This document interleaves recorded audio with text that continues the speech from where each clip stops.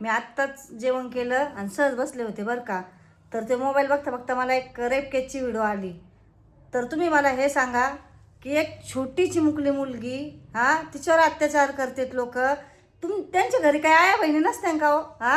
जसं आपलं कुटुंब असतं तसं त्यांचं पण कुटुंब असतं ना. हा विचार केला पाहिजे. आणि त्यांच्या कुटुंबावर जर असं जर रेप जर झाला तर तुम्ही शांत बसता का हो? सांगा ना मला. हे असं वागणं योग्य आहे का?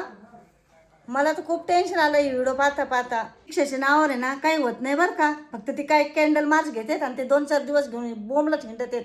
पण त्याच्यावर ना काहीच विलाज करीत नाही गाड्या लोक. पण काही लोक आहे ना बरं का हो, तुम्हाला मी सांगते 2-4 दिवस काय स्टेटस ठेवतात, इकडं तिकडं पांगित चौकड, आणि काहीच म्हणजे नाही का असं पुढचं पाऊल अजिबात काही उचलीत नाही.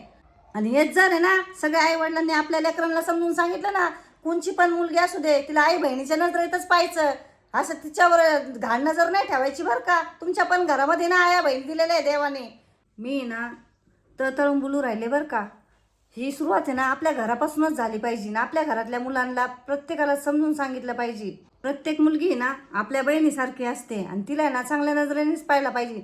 जर आपल्या बहिणीला जर कुणी जर असं तिरक्या नजरेने जर पाहिलं, तुम्ही काय करता ना त्याची हाल? तुम्ही डोळे बाहेर काढून फेकून देता, बरोबर का नाही? म्हणून मी काय म्हणते बरं का हो, प्रत्येक स्त्रीचा आहे ना आदर सन्मान करा. प्रत्येक घरामध्ये एक स्त्री असते आणि तिला कधीही वाकड्या नजराने बघू नका.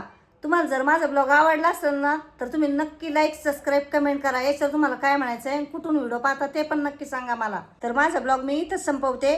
जय जिजाऊ, जय शिवराय.